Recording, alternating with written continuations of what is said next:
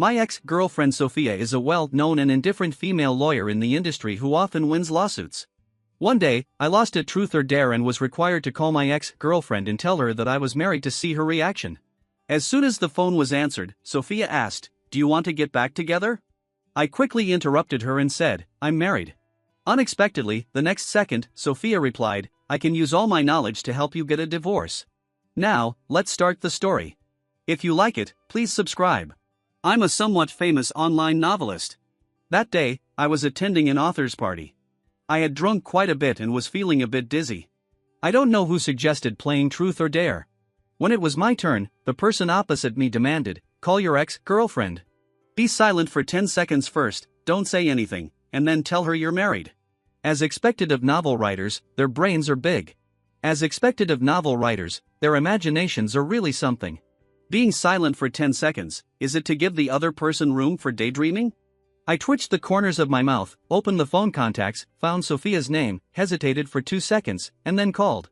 Sophia, my first love and ex-girlfriend, is currently a top-notch and aloof female lawyer in the industry. 5 years ago, after graduating from college, she chose to study abroad. We couldn't survive the long-distance relationship, and our relationship ended without a fight. To be precise, Sophia gradually stopped replying to my messages. I'm not stupid. Such a long-distance relationship was already fragile. The growing coldness was nothing more than that she had fallen in love with someone else and didn't want to break up. Everyone understood this. The phone was connected. "Hello, who is this?" Sophia's cold voice came from the other end of the phone, breaking my train of thought and forcefully pulling me back to reality. I looked at the guys around me making the be quiet gesture, and I followed the rules and didn't speak. 5 seconds later, Sophia asked again, "James, are you listening?" For seconds, "Do you want to get back together?" "If you do, I also." 1 second, finally. I took a deep breath and said, "Sophia, I'm married." The other side was silent for a while, and then said something I would never forget in my life, "I can use all my knowledge to help you get a divorce." I hung up before a group of friends could start causing trouble. The person sitting next to me patted me on the shoulder and said, "You're amazing, bro. Your girlfriend is so cool. I can already picture it in my mind. Her name is also nice, Sophia. It's so suitable for a female lead in a novel. Don't you think her line is also very impactful? I can use all my knowledge to help you get a divorce. I'm going to write a 10,000-word female, protagonist-dominated story tonight." I really wanted to tell them that Sophia wasn't my girlfriend, and at this moment, I was half sober from the alcohol. These guys, whenever it was my turn, would come up with all kinds of ways to make me call Sophia, either in an ambiguous way, to confess my love, or to propose marriage. They even thought up the lines for me. They claimed it was to find some inspiration and use it as material for their novels, but in fact, they just wanted to make me drink. I didn't do any of their requests. Instead, I just drank a lot, 1 cup, 2 cups, 3 cups, and soon I was drunk and lying on the sofa. In a daze, I saw someone adding me on WeChat. Recently, the publishing house arranged a new editor for me. It was probably her, so I accepted the friend request. The other side sent a message, "Where are you?" Goodness, the new editor wants to urge me to submit the manuscript as soon as she starts, exploiting cheap labor. I sent a voice message, "Today is my day off. I'm not working. I've drunk a bit too much." I didn't know if the other side heard clearly. The other side replied, "Did you drink?" I thought to myself that this little editor was quite smart. I replied, "I drank a little. I'll write the manuscript tomorrow. Let me off today. I really can't afford to offend such a smart editor." Unexpectedly, the other side said, "Send me your location. I'll come to find you." I looked at the message on my phone and showed off to the other authors, "See? The company values me so much." As soon as the editor heard that I drank, she directly offered to come and pick me up. The girl on my other side asked softly, "Does this editor like you?" This girl's pen name is Olivia. She's the one who can make up the most stories here. I mumbled, "How is that possible? This is a new colleague. I haven't even met her." I was already starting to slur my words a bit. Olivia had a gossipy look on her face and directly used my phone to send a location. Olivia said, "Then it's just right to let her come and have a fight with your girlfriend. I'm stuck in my novel and can't write anymore. Let's make good use of the resources." I replied, "Fine. Today, I'll show you all a beautiful love story between a novelist and an editor." I don't know if it was the effect of the alcohol, but I just went for it. Half an hour later, Sophia appeared at the door of the private room. She was wearing a wrap-around, waist-cinching dress. The belt around her waist outlined her graceful curves.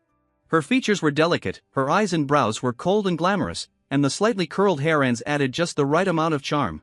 I was completely stunned. Why was she here? Before I could speak, Olivia greeted her familiarly. "Are you James's new editor?" Just now, James was telling us that he was going to show us the beautiful love between an editor and an author. I was speechless. That last sentence was really unnecessary. I swallowed hard. Sophia blinked, and her cold eyes locked tightly on me on the sofa.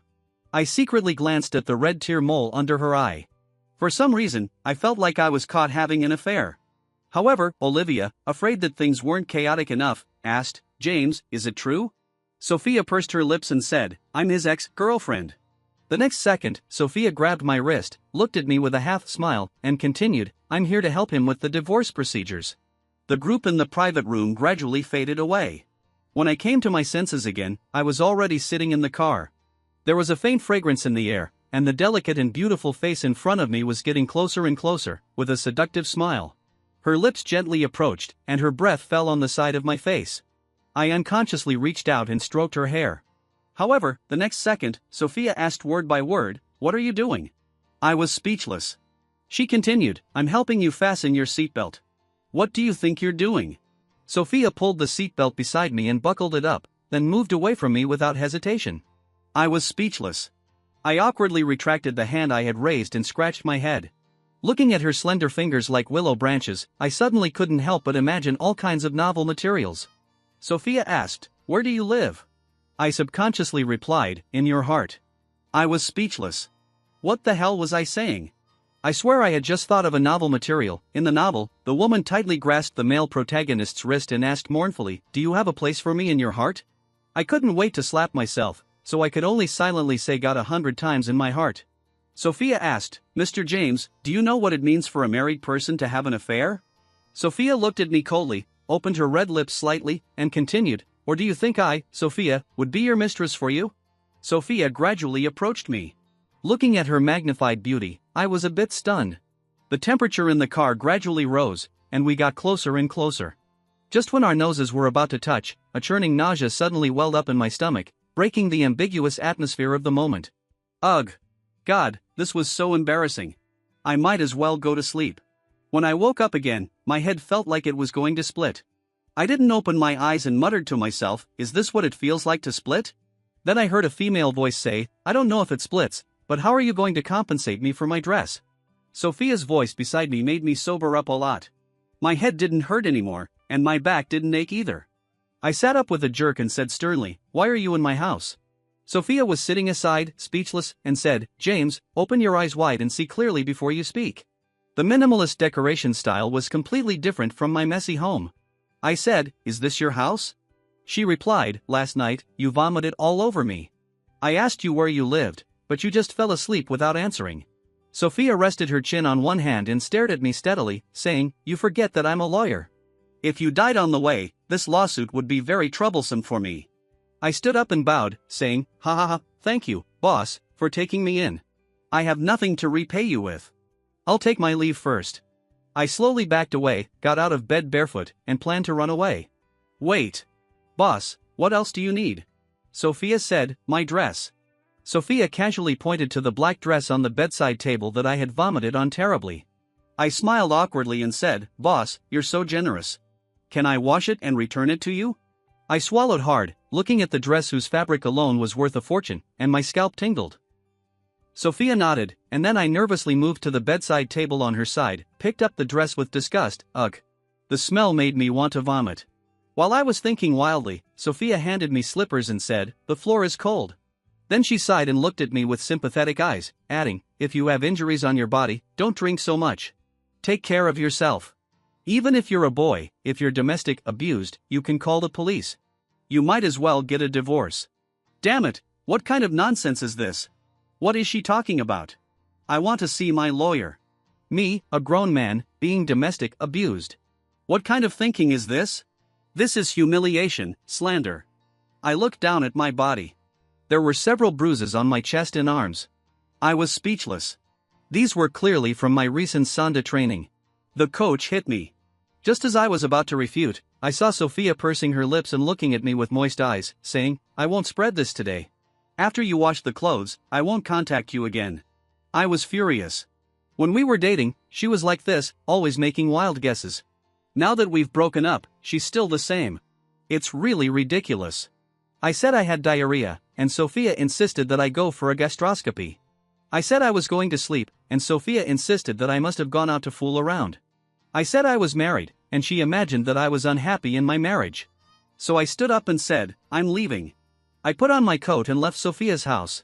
She said indifferently, "I'll see you off." I was about to refuse when she said, "The clothes are expensive. I'm afraid you'll run away." Damn it, fine. So I could only report my address, and the atmosphere was very awkward all the way. We didn't say a word the whole time. "I'm here. I'll go first." Holding Sophia's dress, I didn't want to stay with her for a minute longer. I met Sophia in college. That day, I went to the library and saw her sitting by the window reading a book, with her legs crossed, looking cold and noble. My heart skipped a beat. I felt that the female protagonist in my novel suddenly had a face. At this moment, any beautiful words to describe her would be appropriate. I summoned up my courage, asked for her contact information, and pestered her every day, finally winning over this high mountain flower. Later, ring, ring, ring. The phone ringing interrupted my memories. I answered the phone, and the angry voice of the chief editor came from inside. "Your campus-themed long story novel has been stuck for a month. Readers said that if you don't update the story, they'll send us razor blades." I replied, "Hee, chief editor, I just don't have any inspiration. After the male and female protagonists graduated, I don't know how to write the story anymore." I said in a low voice, afraid of making her angry, "How about I submit the short story for the serial journal first? I have ideas for that." The chief editor said, "James, I'll give you 1 week, the last time. Hurry up and update the story. Otherwise, you don't want to see my dead body appear in your house, giving you some horror material, do you?" The chief editor's gloomy voice came from the other end of the phone. I felt a chill on my back, and then she hung up the phone. It's so hard. I ruffled my hair randomly. Why is my life so miserable? I took Sophia's clothes to the dry cleaners, gave the dry cleaners boss 1,000 instructions to be careful with the cleaning, and then went home. Sadly, I sat in front of the computer. The novel got stuck at the part where the female protagonist, Mia, went abroad to study and was maintaining friendly phone communication with the male protagonist, William. I just couldn't write anymore. Yes, this representative work of mine is about the story of me and Sophia. I liked writing novels when I was in college. At that time, I always recorded the past between me and Sophia. For example, in the winter when we first got together, I bought her a roasted sweet potato to warm her hands, but she smiled and put her hand into my pocket, her fingers gently touching mine. That was our first hand holding. Our hands, along with that roasted sweet potato, were warm in the pocket. Another example was when I put a scarf and a cute big orange hat on her. Her eyes were shining, and she tilted her head and asked, "What would I do without you?" The sunlight just shone on Sophia's face. At that moment, time was peaceful. And another time, on the eve of her going abroad, I hugged her tightly with red eyes and said, "I'll wait for you to come back." After Sophia went abroad, I started writing and made a way out in the online novel world. Later, I ran out of ideas and never touched male-oriented sweet love novels again.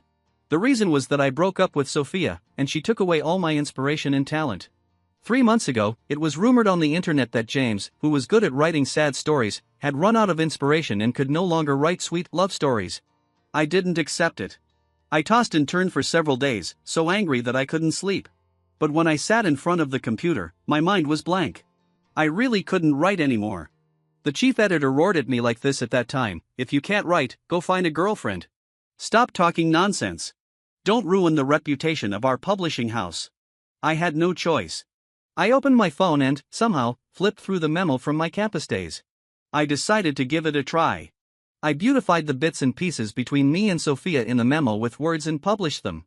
Since then, the rumor that James had run out of inspiration and couldn't write sweet love stories was self-defeated.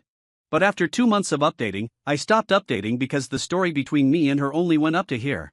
In order to keep my job, I had to start making up stories again. But how could I just make up an ending for a real life story? My head was buzzing. Maybe I should just give them a bad ending. I started typing, writing the story of me and Sophia in the identities of Mia and William. News about Mia disappeared without a trace. William couldn't stand it anymore. Even when they had a video call, they still looked at each other in silence. The long-distance relationship was really too tiring. He proposed to break up. When I wrote to this part, my heart also tightened. I clicked publish and closed the computer. The sunlight outside was so good. I posted on Twitter, a novel is like the author's child. Only by pouring in effort and injecting soul can more people like it. After replying to a few fans' comments, I browsed Google to find inspiration. Google didn't deceive me. I got new materials. After provoking Sophia, I was really in a bad mood. I sent a WeChat message to the chief editor and started to conceive a new story. I didn't sleep or rest for several days. Every day, except for going up and down the stairs to get takeout, I didn't go out. I wrote continuously for a week, and the new story was completed. I sent the file to the chief editor, and the chief editor replied coldly with an okay. Just as I was about to turn off my phone, Sophia's message popped up, "Where's my dress?" I was speechless. I had been so busy these 2 days that I had forgotten about it. I quickly replied, "I'll send it over now." I hurriedly put on my clothes and went downstairs to get the dress. However, as soon as I got the dress, Sophia sent a message saying, "I'm at the door." God, she came so quickly. I rushed to the gate of the community. Sophia's eye-catching red Porsche was parked at the door. I handed the clothes to her through the car window and said, "Here's your dress. It's been washed." Sophia shook her head and said, "Get in first. I want to talk to you about something." Sitting in the car, Sophia stared at me intently. I felt a bit of a tingle on my scalp. After a long while, she finally opened her mouth and asked, "Did you have an unpleasant experience with her?" "Who?" I didn't react for a moment. She said seriously, "Your wife." Damn it, is this thing never going to end? Does she really think I am a coward who was beaten by his wife? I was speechless. I almost spat out and asked, "What makes you say that?" She said, "I often passed by your building this week and saw you always getting takeout and throwing out the trash alone. It's obvious that you're not happy in your marriage." I widened my eyes and angrily rebuked, "Sophia, are you spying on me? How long did she have to lurk around to see me always alone? What a creepy, Yandere-like character." The more I thought about it, the more terrified I became. But Sophia said with an innocent look, "I just happened to pass by." I directly exposed her. How coincidental would that be to just see me taking out the trash and getting takeout? Sophia snorted and said, "That's not important. What's important is that you answer my question quickly." I gave up and said, "Can't she just not come home often?" Sophia asked in shock, "So you married a woman who lives with someone else and then beats you up when she comes back?" Sophia stared at me, and the beauty mark at the corner of her eye was very obvious. I was so angry that I almost laughed. I pursed my lips and said, "Do you have anything else? If not, I'm leaving." As soon as I got out of the car, Sophia also opened the car door. She pushed me, who was completely confused, back to the passenger seat, then she trotted back to the driver's seat and started the car. I was speechless and asked, "Sophia, where are you taking me?" Sophia drove very fast, looking very worried. After a long time, she replied, "I'm taking you to the hospital for a check-up." I asked, "Why would I go to the hospital? I'm fine." Sophia replied, "You've been domestically abused, but you don't want to get divorced. There must be something wrong with your mental state." What the hell? What kind of nonsense is this? I wanted to see my lawyer. I directly opened the car door, and she was so scared that she quickly stopped the car. I got up without hesitation, took a taxi, and went home. In the evening, Sophia called me. I was stunned. When we broke up, I didn't block her, but she had never called me before. I picked up the phone and asked, "What's up?" She said, "You forgot to give me my clothes back." I didn't want to see her again, so I asked, "How much are they?" "I'll transfer the money to you." She said, $160,000. I replied, "I'll send them to you." I had to bow to the reality for the sake of money and yield to the so-called evil forces. Just as I was about to hang up the phone, Sophia said, "James, if it were you." I was confused and asked, "If it were me, what?" She continued, "If your wife really lives with someone else and doesn't come back." I was even more confused and asked, "Come back for what?" She pursed her lips and said, "James." Then she was silent for a long time. I suddenly had an epiphany and asked, "Don't tell me you want to be my mistress?" I had lied to her that I was married, and she actually believed it.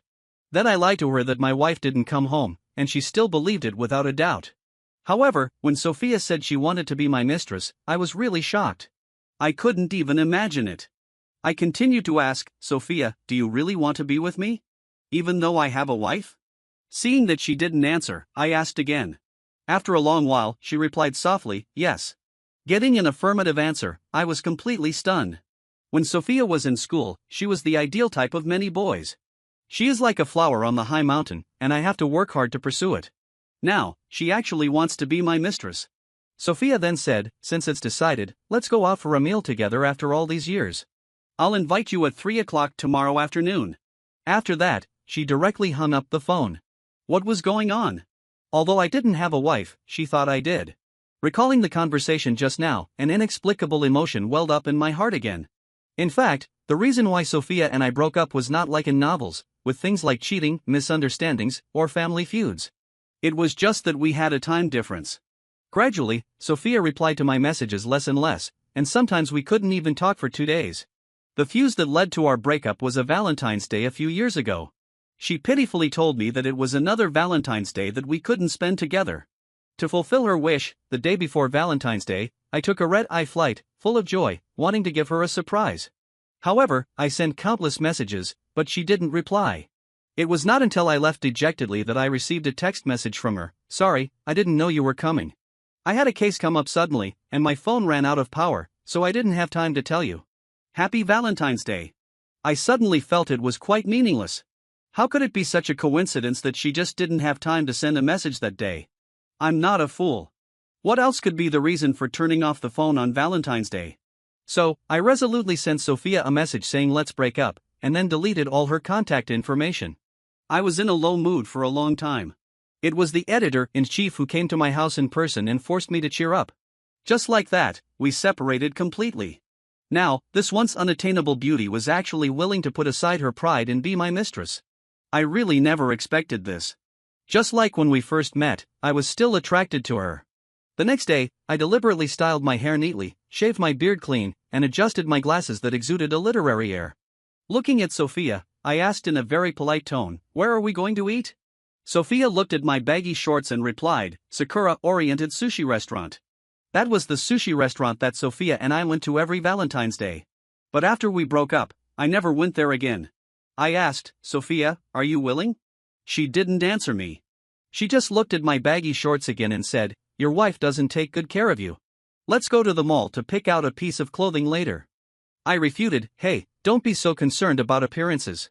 I've always been careless about such things." Sophia replied, "I'll pay." I immediately said, "Okay." When we arrived at the sushi restaurant, we looked at each other without speaking. Sophia gently and considerately put the beef in the sukiyaki pot for me. Soon, my bowl was full. I ate it all without hesitation, thinking that I must make her pay a lot. After paying the bill, Sophia took me to the mall upstairs. I felt a little embarrassed. Is it inappropriate for a girl to pay for the meal and then buy me clothes? Who is the mistress here? But then I suddenly remembered that on Valentine's Day, I was like a fool waiting at the airport for a whole day, gnawing on a cold, fishy-smelling burger that cost €10. Thinking about this, I felt it was okay again. So, on the way to the mall, I asked her to buy me 5 more burgers. With the burgers in my right hand, my left hand subconsciously reached out to hold Sophia's hand, just like in the past. The moment our hands intertwined, both of us stiffened. I was about to let go, but she held on tightly. I turned around and met her gentle eyes. What was this ambiguous atmosphere? Just as I was about to speak, she said, "James, you took my hand first." We just held hands like this, neither of us speaking. When we reached the door of a store, Sophia tugged at my hand, and I stopped. She said, "This one." I looked up and saw that it was the store she used to pester me to visit every Valentine's Day. I sighed. She still remembered. She carefully measured the clothes on me. I have to say that Sophia has much better taste than I do, a rough guy. I only tried on 3 pieces, and they really made me look much cooler than my baggy shorts. Sophia asked, "James, which one do you like more? I want to buy it for you." I looked at the price tag and was a little shocked. Then I turned to the salesgirl and said, "Hey, wrap them all up. Charge it to the card." I added, "Charge it to her card." Sophia looked speechless but still handed the card to the salesgirl. After asking the salesperson to cut the label of one of the clothes, I put it on directly, nodded, and said, "Okay, I'll take you home." Sophia said speechlessly, "We're already here. Don't we watch a movie?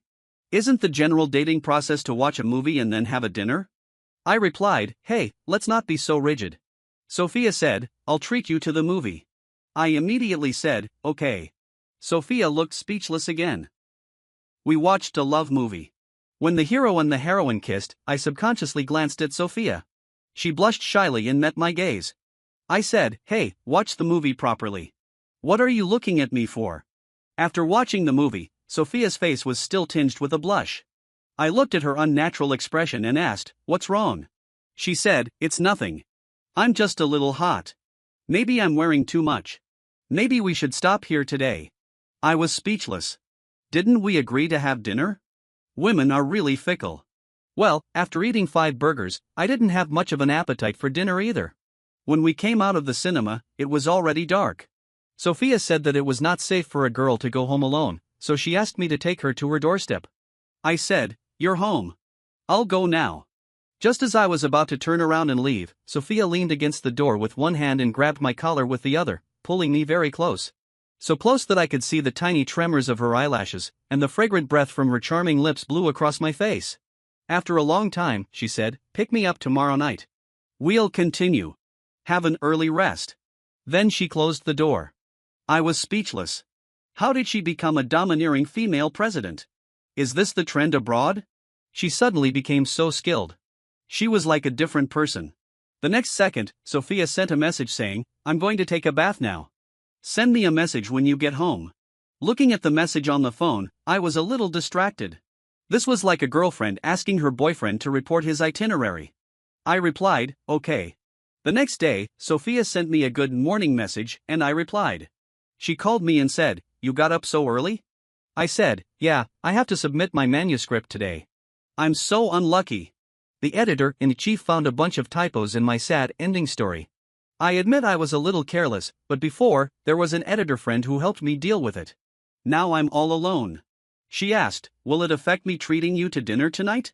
I could hear a trace of worry in Sophia's tone, so I immediately replied, "Of course not. A few typos are nothing. I'll finish it soon. After all, revising the manuscript can't delay my chance to have a free meal." Sophia said, "Okay. You can think about what we'll eat tonight. Can you come pick me up at 7 o'clock tonight?" "Okay." After that, we hung up the phone. If only Sophia had been so understanding 5 years ago. I turned on the computer and started typing. While I was writing, a friend's call came in. "James, how's it going? Do you have any weird material about 2 women fighting over a man?" I angrily rebuked, "How dare you ask? If you hadn't sent her my location, would there have been such a mess? I wish I could plant her in a radish field." Olivia replied, "Ha, it's for the literary work. Don't be angry, James. Who knew it was your ex-girlfriend who came?" I said, "I won't talk to you for now." The editor-in-chief sent my manuscript back. "There are too many typos. Today is another working day." After hanging up the phone, I started to seriously revise the manuscript. It was probably around 4 o'clock in the afternoon when I finally finished revising the manuscript. After sending it to the editor-in-chief, I complained, "Editor-in-chief, when can you give me a new editor?" He replied, "Now." The editor-in-chief really lived up to his reputation as a word-sparing and employee-squeezing devil. His efficiency was really high. I immediately received a new friend request. The other party sent a message saying, "Hello, Mr. James. I'm Chloe, the new intern editor." The new editor was a girl. Judging from her way of speaking, she should be quite young. She also sent cute emojis. I replied politely, "Hello, hello. Please take care of me too." I quickly browsed her WeChat circle of friends. She was definitely a beauty. She replied, "Mr. James, I'll bring you the contract for the new article tomorrow. After you sign it, you can send me a message, and then I'll come to pick it up." This girl was a bit overly polite, so I could only reply politely, "Thank you for your hard work." "Thanks."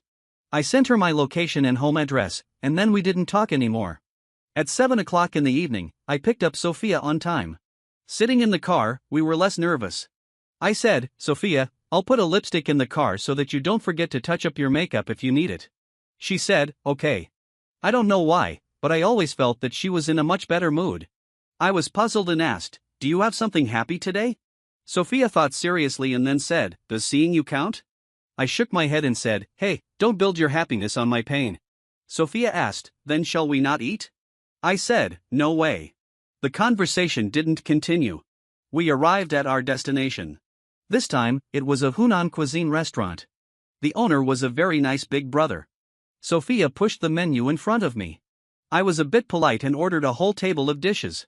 Sophia twitched her mouth slightly and asked, "Can we finish all this?" I said, "Hey, if we can't finish, we'll pack it." I waved my hand grandly. The food was served quickly, and I ate heartily. Looking at the empty plates on the table, Sophia widened her eyes and asked, "James, you can eat even more than before after not seeing you for a few years." I gritted my teeth and said, "My life is so miserable. My wife has run away. If I don't eat and drink, what's the point of living?" I looked at her with a mischievous glint in my eye. Sophia's face visibly turned sad. Looking at her, I suddenly wanted to tease her and asked, "Sophia, if I get divorced, will you marry me?" She looked into my eyes, said nothing, and got up to pay the bill. On the way home, we didn't say a word. I was a bit unhappy and didn't want to talk either. So, did she just like the thrill of being a mistress and that's why she got back together with me? When we arrived at the gate of her community, she seemed to want to say something but stopped. I didn't give her a chance to speak and just drove away. When I got home, to be honest, I was in a bad mood. Did Sophia just want to play around? Or did she just like seducing married men? Thinking about it, I chose to sleep it off. The next day, Sophia didn't contact me, but Chloe came to bring me the contract. She looked exactly the same as in the photo, even more beautiful. She was about 1.65 meters tall, with a sweet-looking face and a pair of cute tiger teeth. "Mr. James, Mr. James." Chloe waved her hand in front of me, pulling me back to reality. I said, "Oh, sorry, I was distracted just now." "What did you say?" I scratched my head in embarrassment. She said, "I want to ask, if you like a very, very happy person and you feel that you are not worthy of her, if you want to be with her, what would you do?" A blush appeared on Chloe's face. I thought carefully about my love story with Sophia and then told her, probably just keep pestering her and be sincere. Remember, sincerity is the most powerful weapon. She said, "Okay, thank you, teacher. Then I'll go. I'll ask you if I have any questions." Chloe bowed politely. I said, "I'll see you out." I sent Chloe downstairs and then went back upstairs. When I turned on my phone, Sophia still hadn't sent me a message. She didn't send one on the third day either, nor on the fourth day. A week passed, and she still didn't contact me. I was a bit depressed, but soon I was too busy with the tasks assigned by the editor-in-chief to be depressed. I don't know why, but this month the editor-in-chief arranged a lot of work for me. I not only had to submit 3 short campus series stories but also had to sign books for readers as a way to give back. It took me a month to finish all the work at hand. Suddenly, I remembered that I hadn't given the signed contract to Chloe. Looking at the time, it was still early, just 4 o'clock in the afternoon. I called Chloe and said, "Chloe, could you come and pick up my contract?" She replied, "Right now?" Chloe's tone was very sad when she spoke. I quickly said, "If it's not convenient for you, you can come tomorrow." I could tell that something was wrong with her. But she said, "Teacher, I'll come right now." Chloe was nearby and told me she could be there in 10 minutes. Looking at the garbage I had accumulated over the past half month, I told Chloe to wait downstairs. I could take the garbage down and give her the contract at the same time. When I saw Chloe, she was carrying a heart-shaped cake and pouting as she walked over. I handed her the contract and looked at the heart-shaped cake in surprise, asking, "What's this?" Chloe replied dejectedly, "I made this cake myself, but my confession failed. Teacher, do you think there's still a chance for me and the boy I like?" I didn't know how to comfort her. After all, my own love life wasn't that great. So I sighed and said, "Sincerity is the best way to win someone's heart." Chloe actually started crying. "Alas, I'm so miserable, woo-woo." I was at a loss as I watched the little girl crying convulsively in front of me. She said, "Teacher, can you give me a hug?" Chloe looked so vulnerable that I couldn't refuse. I gave her a big hug. She hugged me and cried for a long time, then wiped her tears, showed her 2 small canine teeth, and said, "Thank you, Teacher James. I feel much better. Teacher, if you don't mind, I'd like to give you this cake." Just like that, I received the cake in a daze and then went upstairs in a daze. Back upstairs, I put the heart-shaped cake on the table, took a photo of it casually, and posted a tweet, "Sincerity is always the greatest trump card." Fans commented below, "Has James found a new girlfriend?" Thinking of Sophia's face and the fact that she hadn't contacted me for several days, I replied, "I'm considering it." At 2 o'clock in the morning, I couldn't sleep, so I was watching horror videos to find inspiration. The sudden knock on the door startled me. Is there a ghost? I tiptoed to the peephole at the door and took a look. It was Sophia. What was she doing here at 2 o'clock in the morning? I opened the door, and Sophia hugged me tightly. She reeked of alcohol. I didn't stand steady and fell to the ground with her. Sophia. I called her name tentatively. She leaned her head on my shoulder and whispered in my ear, "You can only have me as your mistress." I could tell that she was in a bad mood. I said, "You're drunk." I tried to push her away, but the next second she was about to fall backwards, so I had to pull her back. She sobbed and said, "I'm not drunk. I saw it. That girl gave you a heart-shaped cake, and you even hugged her." Sophia saw the cake Chloe gave me, which was quietly placed on her right side. She said resentfully, "Isn't one mistress enough? James, I'm insanely jealous." I was speechless and explained, "Chloe is my editor. She was rejected, and she gave me the cake since she didn't need it anymore." Sophia regained some sense and leaned against the wall, looking at me helplessly. I asked, "So is this the reason you didn't come to see me?" I looked at her and found it a bit funny. She stammered, "These days I've been researching divorce agreements and clauses on how to get the most post-marital property." I asked, "What do you need those for?" I tilted my head, puzzled by her actions. Sophia asked, "Don't you want to marry me? Didn't you say that if you divorced, you'd marry me?" I asked in surprise, "Sophia, if I divorce, I'll be a divorced man. Can you accept a divorced man?" Sophia replied, "Yes, if it's you." Looking at her serious expression, I felt a little flustered. Sophia looked up and stared straight into my eyes, saying solemnly, "Be with me. I won't give you a chance to divorce like she did." I asked, "Are you planning to become the wife from being a mistress?" She said, "Yes." Sophia's eyes dimmed a bit. It seemed she knew how disgraceful this was. I pretended to be a bit hesitant and looked at her, asking, "Then if I divorce, when will you marry me?" She replied, "Anytime." Then she solemnly took out her household register and handed it to me, saying, "As long as you're willing." I pretended to be flustered, took Sophia's household register, and said, "Well, I'll think about it. For now, I don't want a divorce." Sophia's eyes dimmed again. I suddenly thought she had a kind of broken beauty. It wouldn't be impossible to replace the female lead in a sadomasochistic novel with her face. I continued to ask, "Then do you still want to maintain a mistress relationship with me?" Thinking of how she made me make a vain trip abroad in that delicious hamburger, I decided to deceive her for a while longer. Sophia asked, "Then can I see you often?" I asked why not. "What's the problem?" She said, "What if your wife comes back?" Sophia didn't finish. I said, "Oh, her. Don't worry. She won't be back anytime soon. Even if we do something, she won't be able to come back." After saying that, I looked down and saw Sophia looking at me suspiciously. I tried to make up for it, saying, "Sophia, I didn't mean that." She didn't speak, but suddenly showed a look of realization and stood on tiptoe. Well, strange. How did her kissing skills get so good? I frowned and asked, "How did your kissing skills improve so much? How many people did you date abroad?" She replied seriously, "Only you."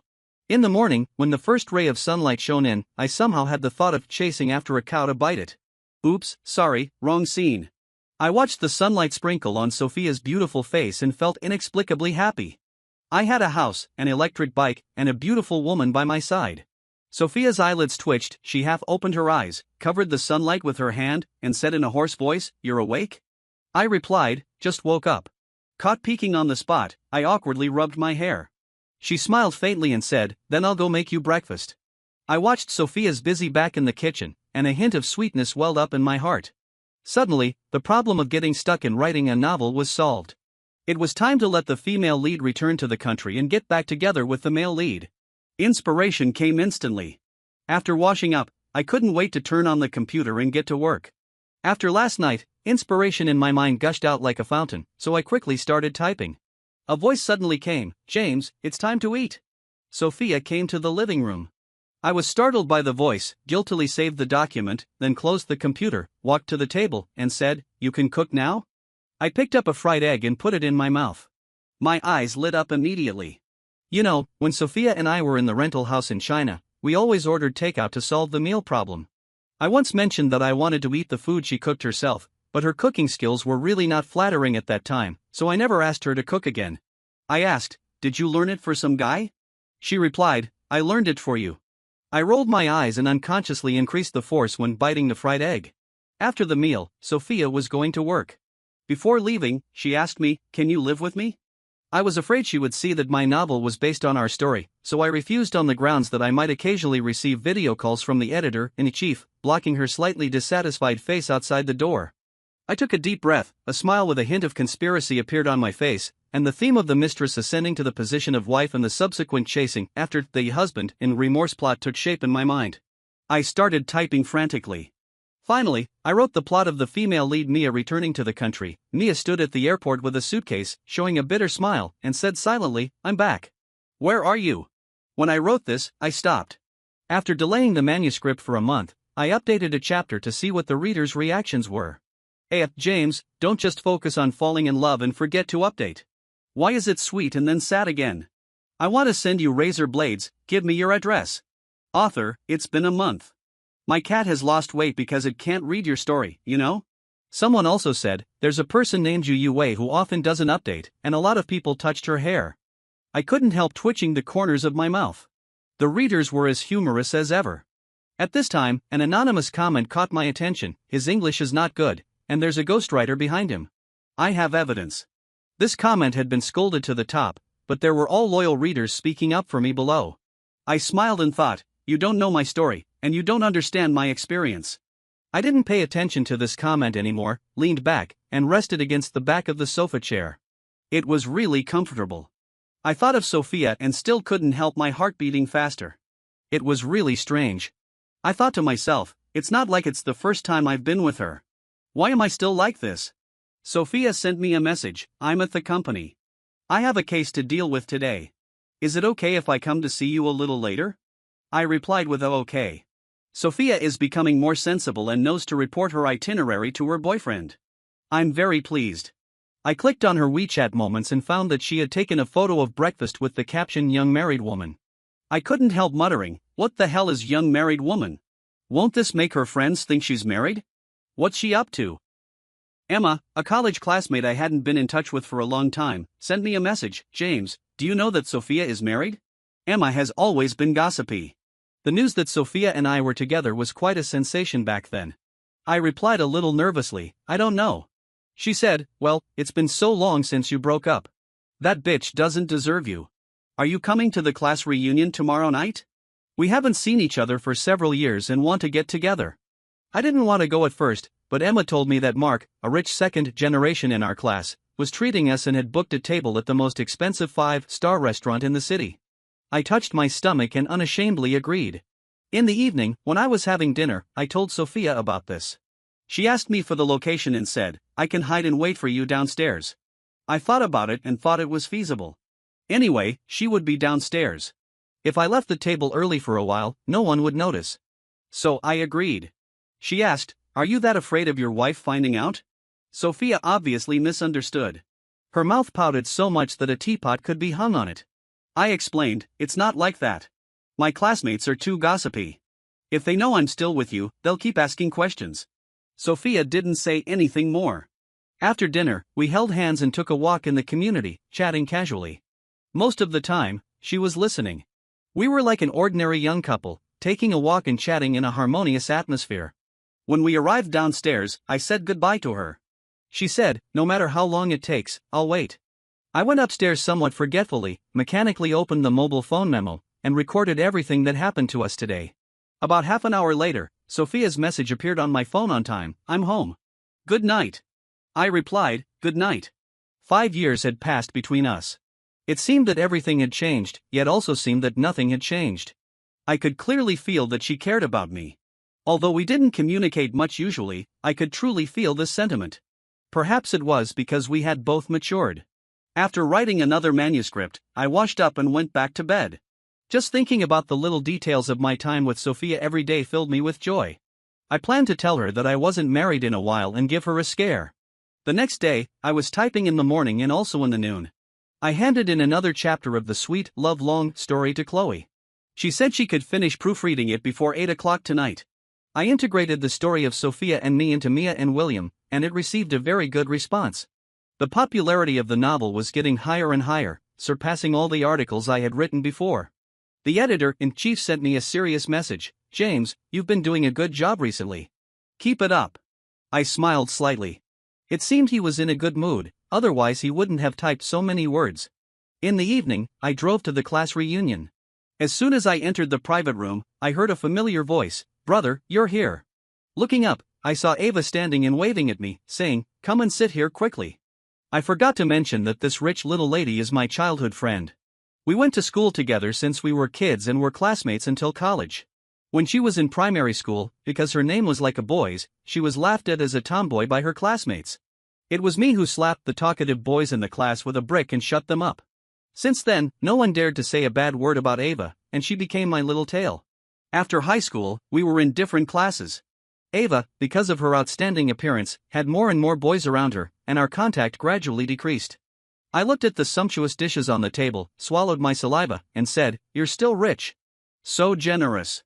Ava blushed and lowered her head, while Emma said proudly, "James is now a popular online writer." I said, "You're overpraising me. Let's eat first." I sat next to Ava. She propped her chin with one hand and talked to me about a lot of things from our childhood, occasionally showing a nostalgic smile. After a few rounds of drinking, the atmosphere on the table became lively. Ava whispered in my ear, "Brother, I heard that there's no chance for you and Sophia anymore?" I asked, "Who did you hear that from? Why does everyone know about me and Sophia?" The next second, Emma said, "Let's play truth or dare. Spin the bottle. Abigail, you spin first." Emma's words interrupted what Ava was going to say. Unfortunately, the first one to be spun was Emma. A classmate asked, "Did you have a crush on anyone in college? If so, say who it is." The first question was so explosive that the atmosphere was instantly pushed to a climax. Emma blushed and said reluctantly, "Yes, Shinzei from the Department of Hydraulic Engineering."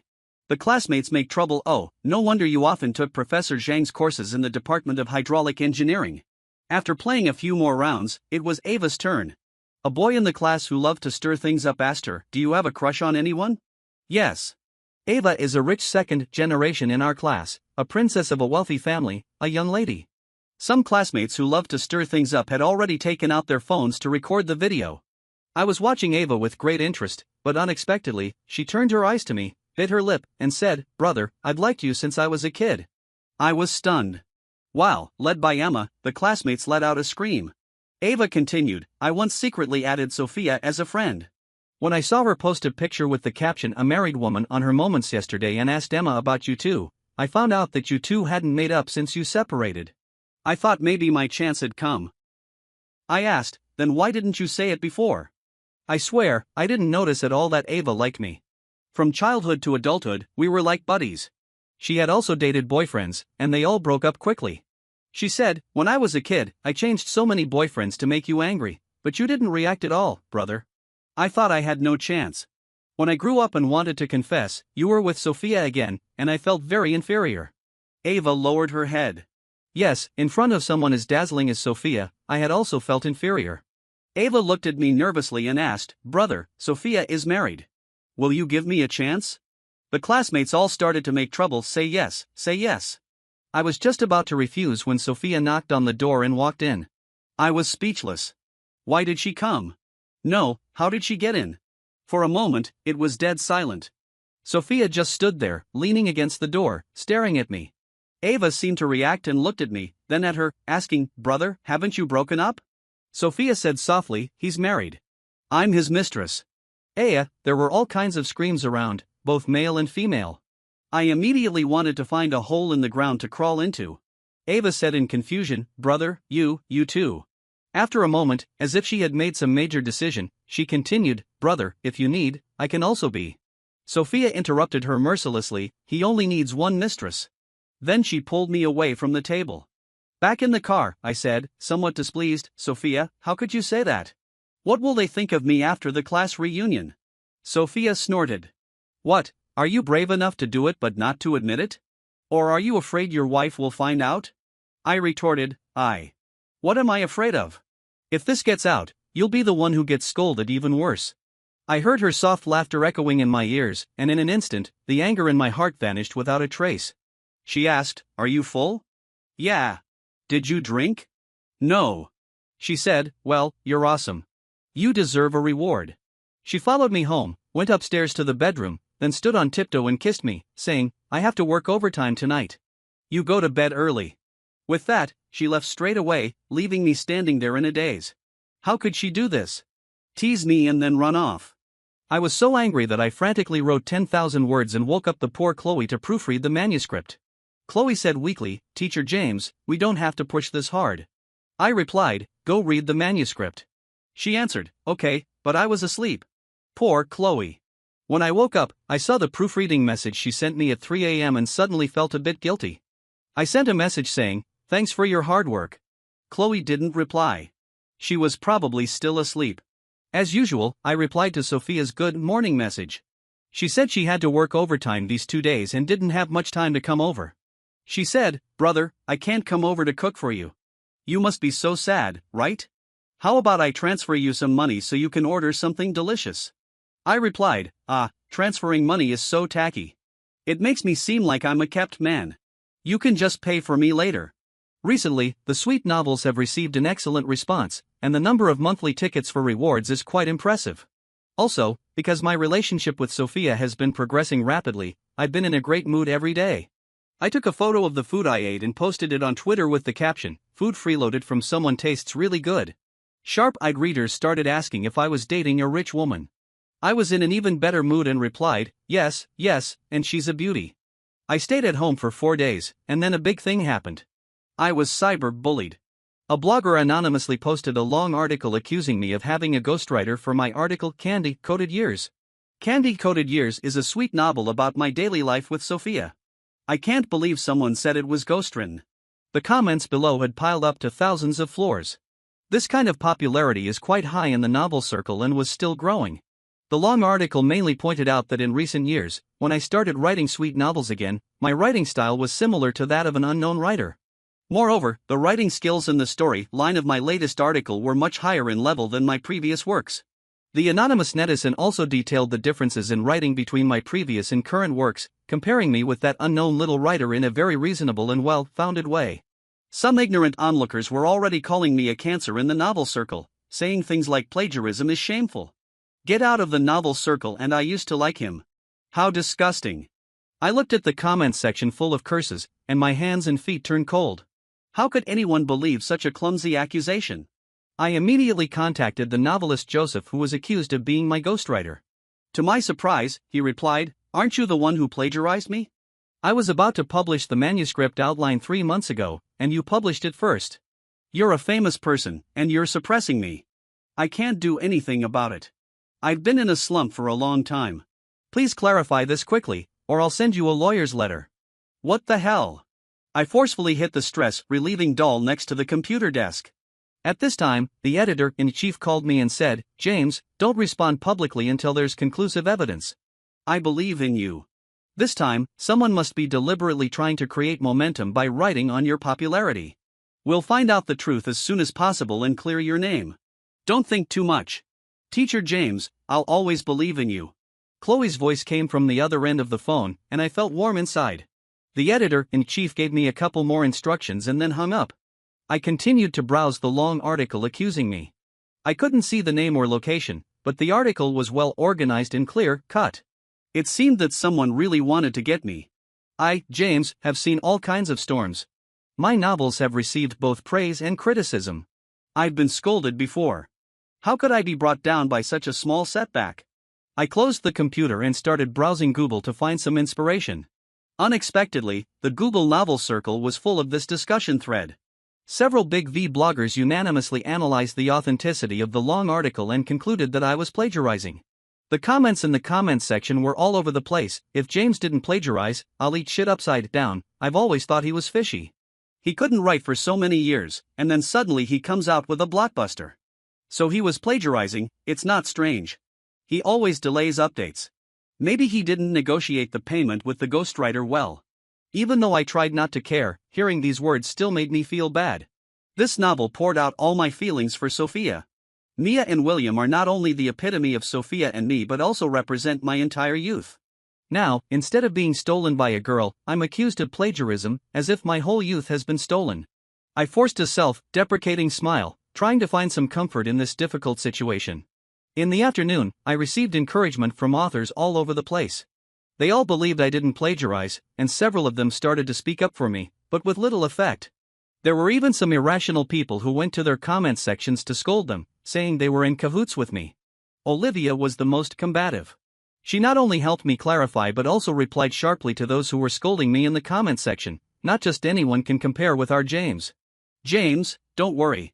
If necessary, I'll write a horror novel to materialize the ghosts and find these people through the internet. Olivia said this in a voice message. I replied, no, no, no. This is a society ruled by law. Why are you more excited than me? She said, I've been in a bad mood these days because I'm stuck with writing. I've long wanted to find an outlet to vent my anger. These people just ran into me. Watch how I scold them gracefully and eloquently.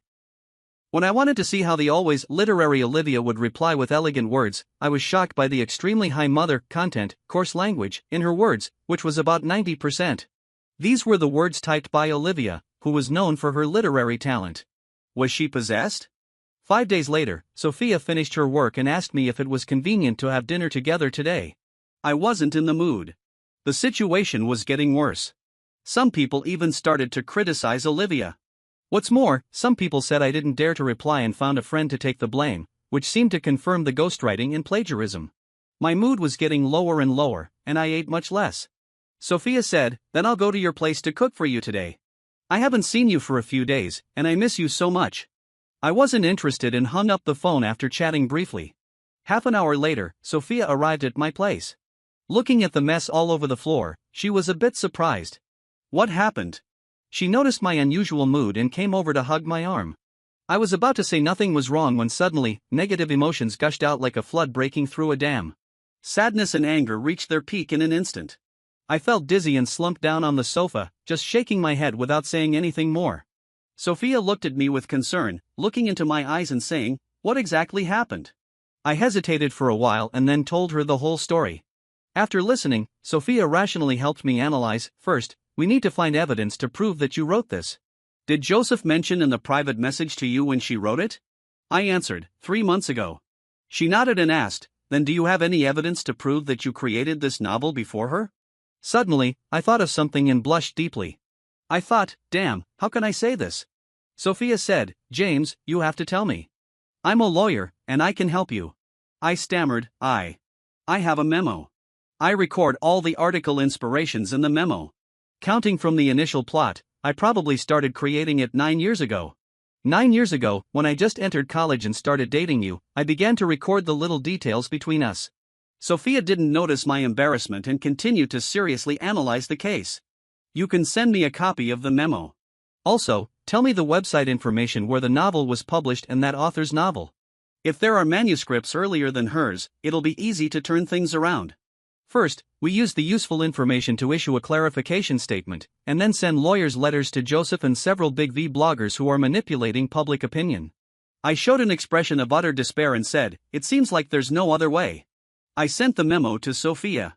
The file was dozens of gigabytes. From her shocked eyes, I could see her deep suspicion. She asked, what did you write to take up so much space? I replied, just some inspirations. I scratched my head awkwardly. However, after she opened the memo, she was even more shocked. She read it silently for 4 hours without saying a word.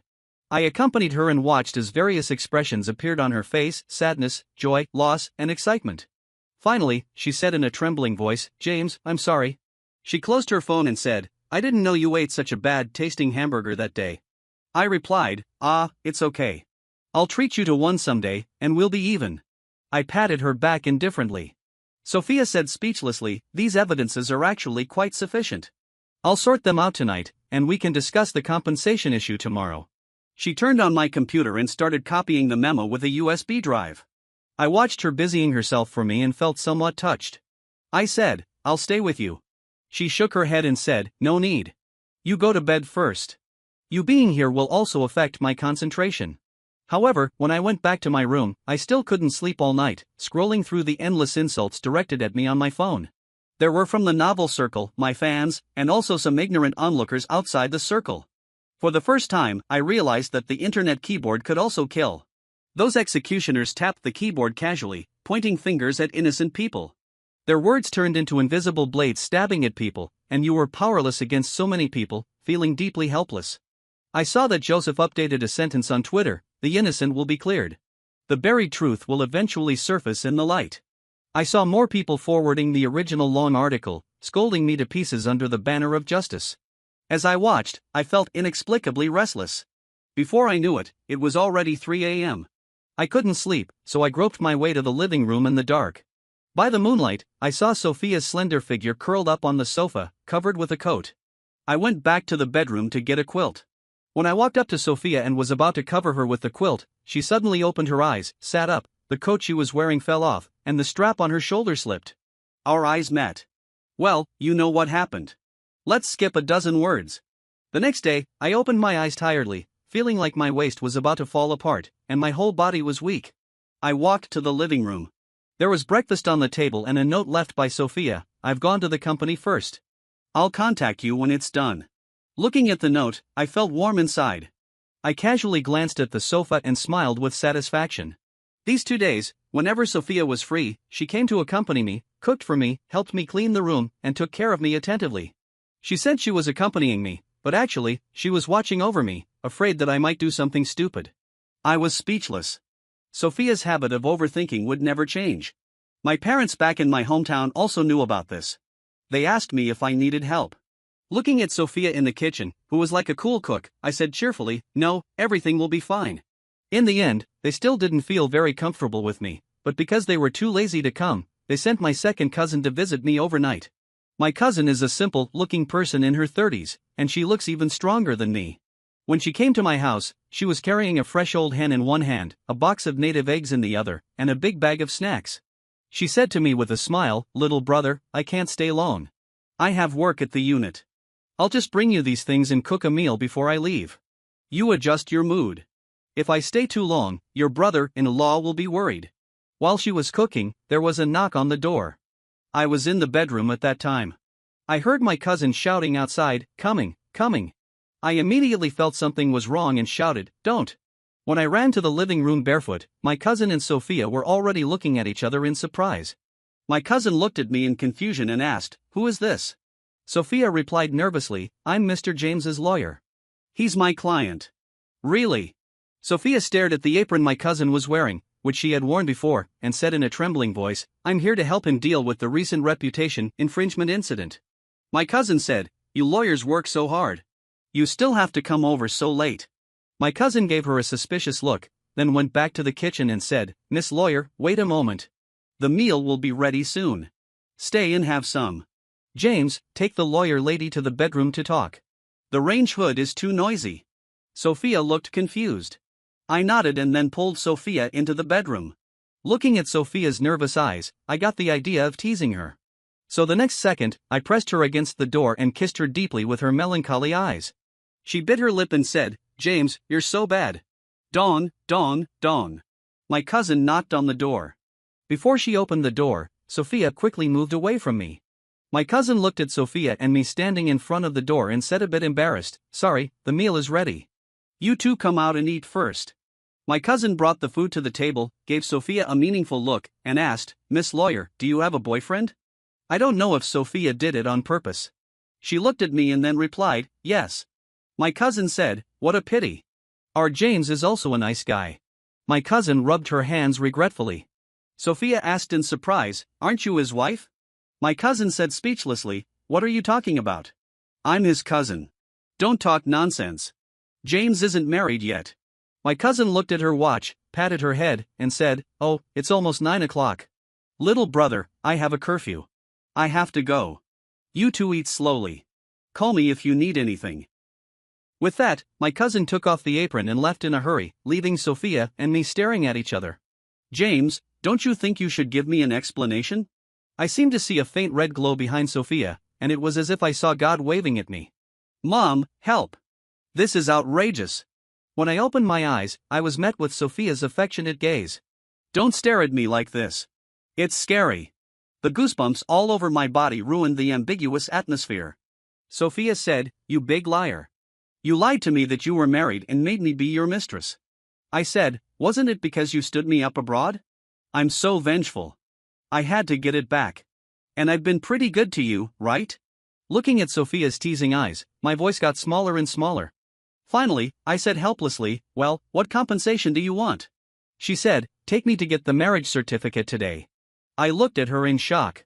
Seeing that I didn't speak, she sighed and said, "You big liar.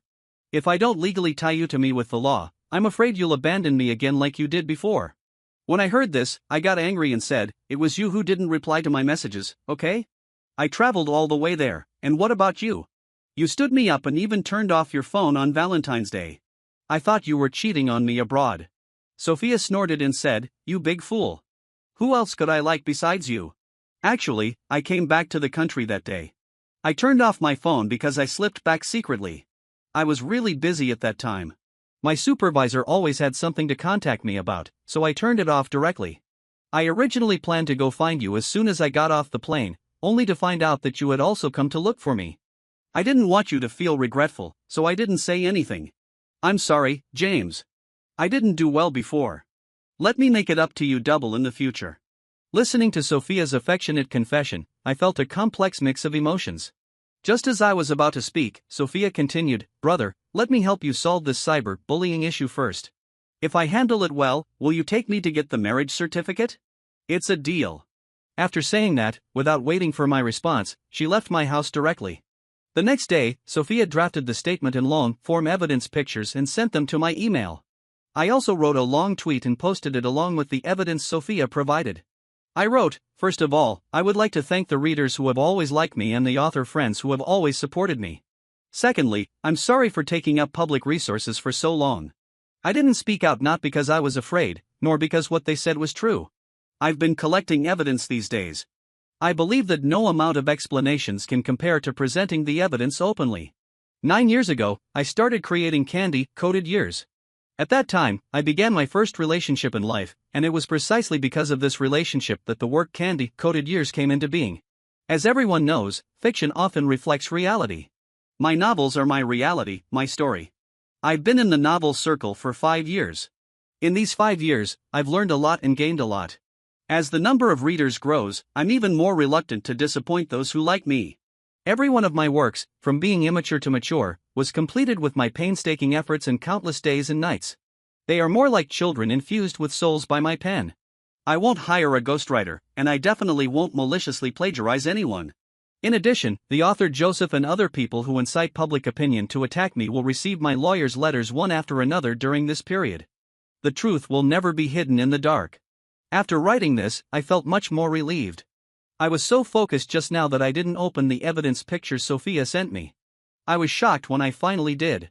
Sophia, by some means, dug out the real name authentication of the anonymous IP of the person who posted the long article, and it turned out to be Joseph.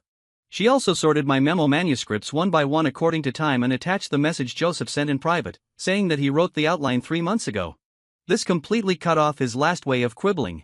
It's clear at a glance which is longer, 9 years or 3 months. In the afternoon, a newly opened lawyer's account was pushed to the top of the hot search. Just by posting one video, it attracted tens of thousands of reposts and comments, and the term, the coolest female lawyer in history, even appeared on the hot search list. I clicked on the video, and Sophia appeared on the screen. She said, hello, everyone.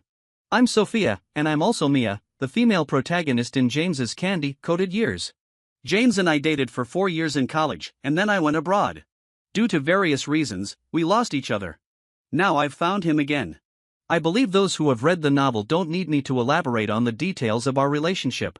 My classmates from the Massachusetts Institute of Technology can also testify that these experiences are a true portrayal of James and me. Now, due to the incitement of online public opinion, James has been personally attacked. As both his girlfriend and his lawyer, I can't tolerate this. I will, as Mr. James's client, solemnly send lawyers' letters to those who have hurt, slandered, and abused him. Thank you. Subsequent comments unanimously sided with me. I don't know if it was because of Sophia, the beauty, but the public opinion was pushed to an even higher heat. Besides Olivia and the other authors, as well as the editor-in-chief Chloe, many of my classmates specifically opened accounts to help me repost and clarify. Emma even posted a lot of candid photos of Sophia and me that I had never seen before. Even Ava reposted it and said, the boy I couldn't even chase must have high moral character. How could he possibly do something like plagiarism? Later, Ava was revealed to be the eldest princess of a wealthy family, attracting a large number of fans. Joseph was forced to issue a sincere apology, but apparently, the fans didn't buy it. In the novel circle, once plagiarism is confirmed, it means the end of one's career. Joseph will pay the price for his stupid behavior. Several Big V bloggers also deleted their posts one after another and apologized to me sincerely. The matter finally subsided. Sophia sent lawyers' letters to them without mercy and earned a large sum of mental damage compensation. Suddenly, I was about to become rich, and I felt a bit giddy. It's worth mentioning that because of Emma's blurry photos and Sophia's domineering speech, we attracted a large number of fans who were attracted by our looks. Some fans have already left comments asking me to update our couple's daily life. There are also those who specifically read candy-coated years because of Sophia's beauty and exclaimed in the comments about our beautiful love. On the day the matter was resolved, the editor-in-chief called me and said, "James, with such a capable girlfriend, write more sweet novels. The royalties will be substantial." I said, "Editor-in-chief, you sound like a Japanese commander-in-chief." Beads of sweat dripped from my forehead. Chloe's voice came from the other end of the phone again. "Baby, I also think it sounds a bit like that." The editor-in-chief said, "I've told you, don't call me baby in front of others." The editor-in-chief's earth-shattering roar made me move the phone away from my ear. Chloe said, "Okay, baby, stop," shouted. After hanging up the phone, I smiled maliciously. I seemed to know who Chloe said she liked. Early the next morning, Sophia, with dark circles under her eyes, burst into my house and slapped me awake. "Damn it, what are you doing?" I said. "I don't have to work today. Can't I sleep a little longer?" I saw Sophia rummaging through my house, saying, "Get up and get married." I said speechlessly, "It's only 4 in the morning. The marriage registration office opens at 9. She said, "Then we'll go and queue up first." I ignored her and was just about to lie down again when I saw her raise her hand high. She stared straight at me and said, "I didn't sleep a wink last night. I came to find you early this morning. I'm not going to let you run away again." I said speechlessly, I'll go. But just let me sleep for another half an hour." I struggled to break free from her and buried my head in the quilt. Sophia shouted, "I can't wait even a minute." The sequel to the story from Sophia's perspective is about to begin. If you like it, remember to share it with your friends. Since the moment James burst into my life, I found that the world around me suddenly became colorful. He was warm-hearted and cheerful, occupying my heart like a prairie fire. After graduating from college, for the sake of my dream, I chose to study abroad.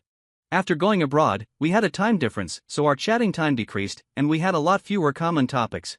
I saw him dozing off on the video call while I was sharing my daily studies, and I laughed at him, calling him a big fool. I became more and more anxious, afraid that he didn't love me anymore, afraid that he couldn't endure the long-distance relationship. I said I really hoped we could spend Valentine's Day together once, so I secretly bought a ticket to go back for the festival and turned off my phone so that no one would disturb us. However, he also came to my country, and we missed each other. When I got my phone back, I saw 99 messages on it. I felt mixed emotions. I didn't want him to regret buying the ticket. It was enough for me to regret alone.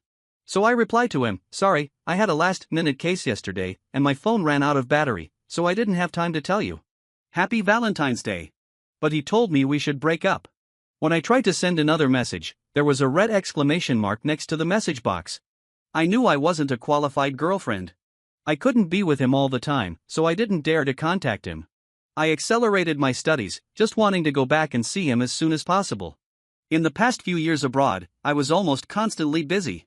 Finally, I returned to the country, but I still didn't dare to contact him. I admit I'm a coward. I was afraid that even if I tried to keep him, he wouldn't turn back. He called me.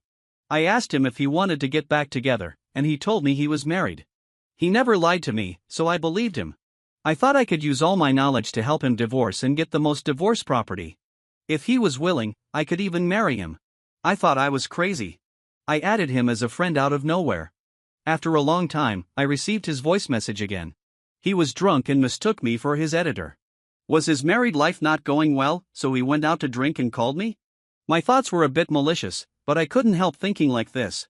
Years of calm and restraint collapsed the moment he called. I felt so useless. I asked him for his location, put on a coat, and rushed over. I took him out of the private room, and he vomited all over me. I took him back to my home, and he wouldn't let go of me, shouting words I couldn't make out. It was as if we were back in our college days.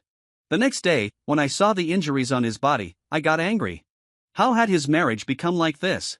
He was actually abused by his wife, but he didn't dare to face this problem and never said a bad word about his wife.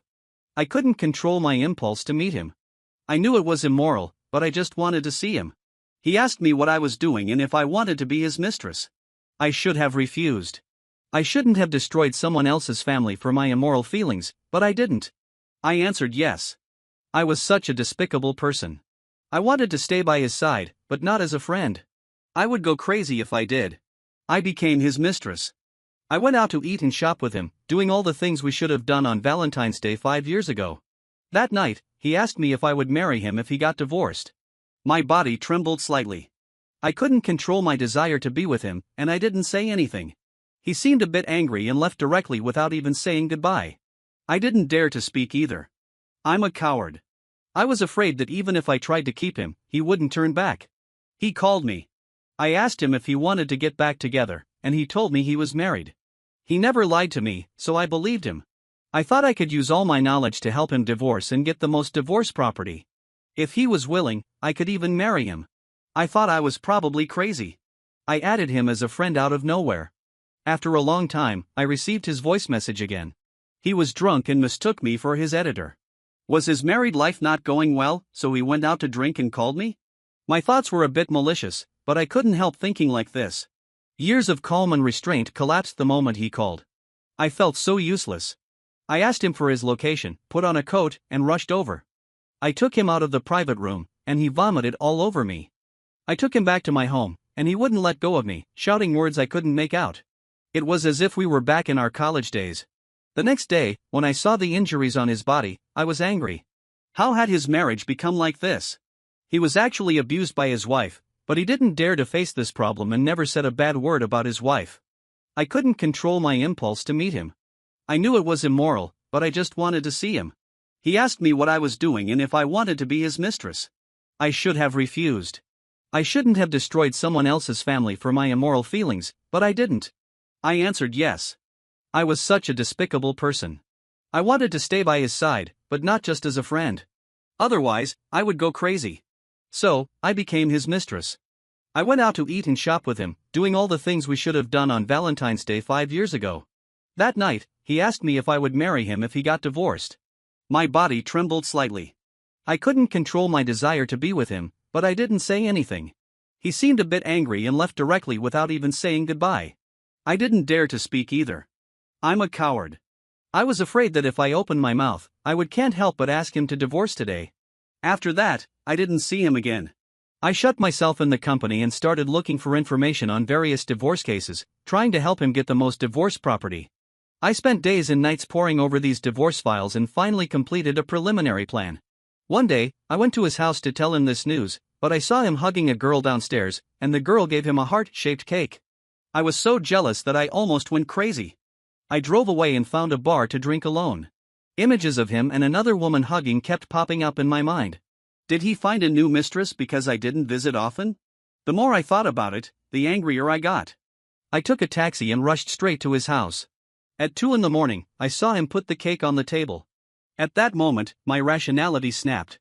But he told me that she was just his editor, and she was heartbroken, so he was just comforting her. The reason sounded lame, but I really believed it because James never lies to me. I was still his mistress. Since he didn't want a divorce, I would wait until he wanted to and left that woman.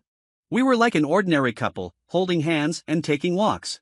On the surface, everything seemed peaceful. However, beneath the sweet appearance, I was struggling painfully. I was in the dark, not honorable.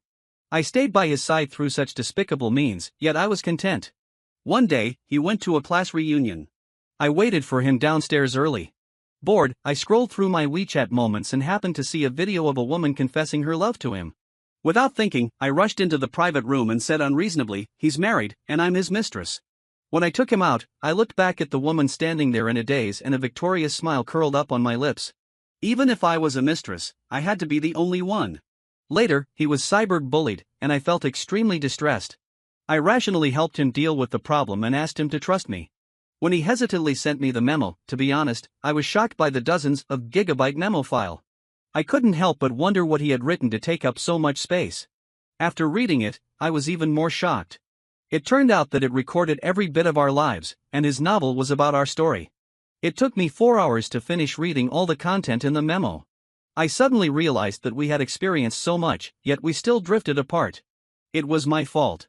I kept apologizing because my negligence had let down his sincere and passionate love. I started working overtime, working like crazy, just to help him sort everything out. I asked someone to find out the IP address of the instigator, which was the unknown writer Joseph. I sneered. Such a person still wanted to ride on our James's popularity. I would definitely sue him until he was bankrupt. One day, I finally sorted out all the clues and evidence and drove to James's house. To be honest, before knocking on the door, I heard the sound of cooking in the house. I had a rough idea in my mind, and my hands were shaking a little. But I still knocked on the door. I wanted to see what kind of woman he had married. A woman in her 30s opened the door. She was simple and honest. She was so lucky. James gave me up for her. On the surface, I looked at her calmly, but inside, I was almost crazy with jealousy. I didn't know how many times my psychological defense had collapsed. It was all for him. However, later the woman left. It turned out that she wasn't James's wife, and James wasn't married. I was overjoyed. He had always been mine. I made a decision on my own and said, as long as I help him solve the cyber-bullying issue, I'll become his wife. I'll marry him. I quickly returned to the company, sorted out the materials as fast as I could, and even helped him post a video to clarify. I asked many of my college classmates to help us repost and prove. To be honest, I had a hidden agenda. In the video, I clearly stated that I was his girlfriend. I wanted everyone to know that James was mine. Finally, the truth came to light. I couldn't wait to go to his house and rummage through for the household register. But he wanted to sleep a little longer. Humph, no way. I wanted to be the first woman to get the marriage certificate today. For the first time, I hated why the marriage registration office opened so late. Once we got the certificate, this boy I had loved for so many years would belong to me forever.